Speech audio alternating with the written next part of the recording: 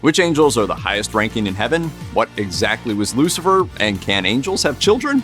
You'll be surprised by how many things people get wrong about angels. In popular imagination, angels are winged heavenly beings that protect people against evil. The term angel is actually a job description that explains what these heavenly beings do. The Greek term angelos is the root word for the English word angel, and it means messenger. In the Old Testament, the Hebrew word for angel has the same meaning. Hence, an angel is simply one of God's messengers. So, what does this job entail?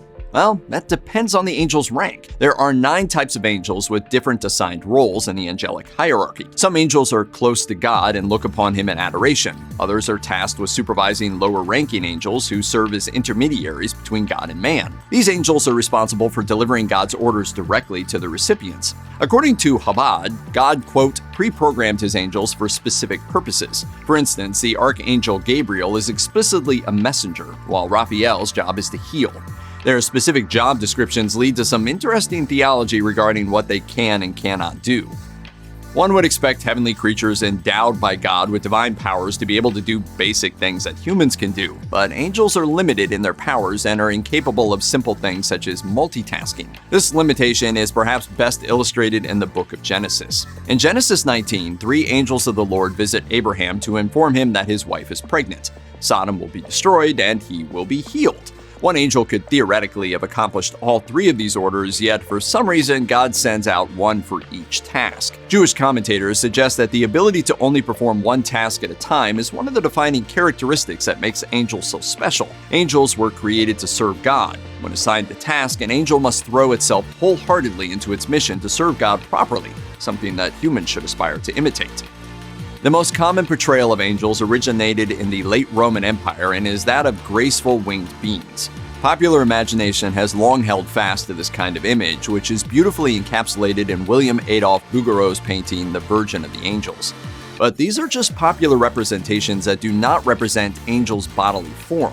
According to both Jewish and Christian theology, angels are not physical beings. Jewish magazine Age perhaps best sums up what angels are like physically, saying proper angels do not have, quote, bodies, wings, or one drop of physicality. This belief has entered Christianity as well, where angels are purely spiritual beings with no real physical form. But if angels are not physical beings, how can they appear to people as they do repeatedly in the Bible? According to Compass News, angels can take human form in order to deliver revelations or carry out God's orders. But this is all a facade because humans often require images to understand that which they cannot see. Angels are often depicted as gendered beings. A common misconception is that every boy gets a male guardian angel and every girl a female one. Angels are often depicted as female, or at least feminine. The Virgin of the Angels is an excellent example of this trend. The angels serenading Mary and Jesus appear highly feminized. Contrary to popular art, biblical angels are always described as male, perhaps because the Greek and Hebrew words for angel are both masculine. The main archangels, Michael, Raphael, and Gabriel, all have masculine names. Judges 13, meanwhile, describes an angel as, quote, a man of God. Seems pretty straightforward. Angels must be male, right? The truth, according to Jewish and Christian tradition, is that angels are neither male nor female. The distinction between male or female in Christianity is a physical question that depends upon genetics. The female-male dichotomy distinguishes the two genders through physical characteristics related to reproduction. As noted earlier, however, angels do not have bodies. Without bodies, they can't be distinguished sexually or engage in reproduction.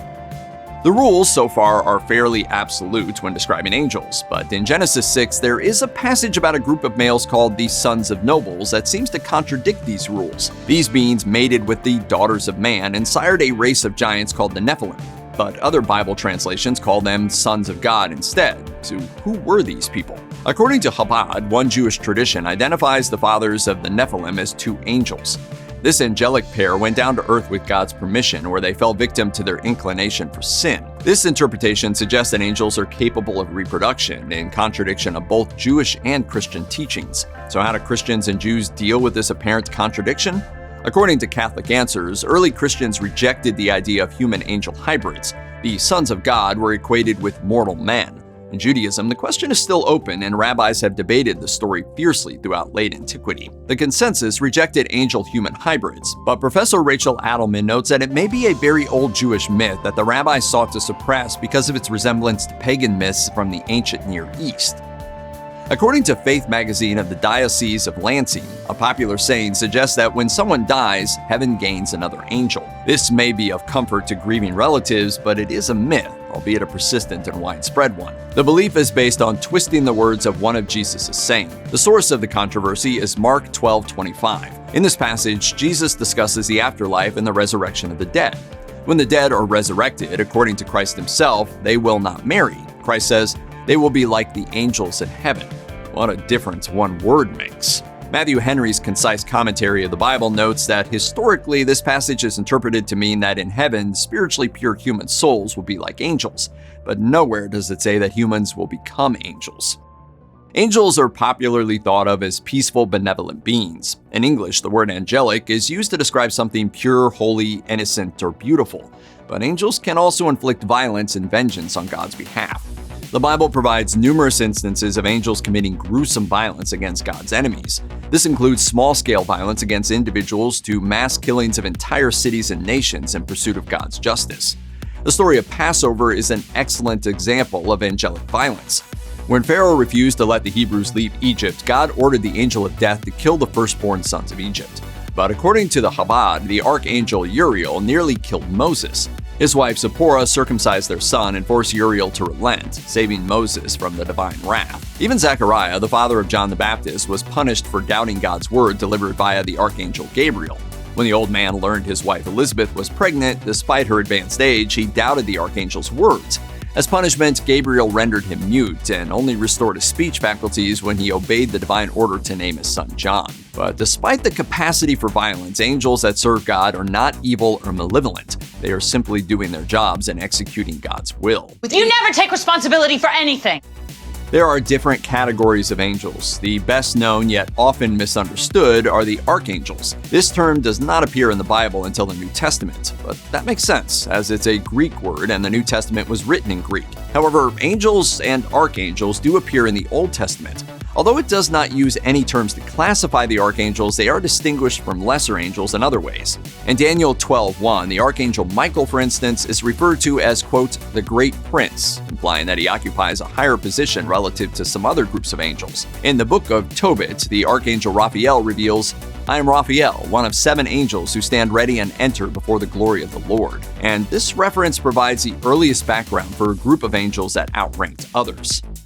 The term archangel, according to Christianity magazine, literally means chief angel and suggests that these angels are the highest ranking angels of heaven. But in reality, they are quite low down in the angelic hierarchy. The highest ranking angels are the seraphim, the cherubim, and the throne angels. They worship God directly and serve him. The seraphim in particular are closest to God and burn with a fiery passion in their love for him. Following the top 3 tiers of angels are another 3 middle-ranking groups. At the second lowest position are the archangels, who fall below the angels that watch over the principalities but above guardian angels. Despite their relatively low position in the angelic hierarchy, the archangels are still very important. Archangels and their servants below them are the only 2 groups of angels that interact directly with humans on God's behalf. They are the chief messengers in the truest sense, bearing God's instructions or executing his will on earth, making them key players to moving salvation history forward. After all, without the archangel Gabriel, there would not have been an Annunciation or a Christ.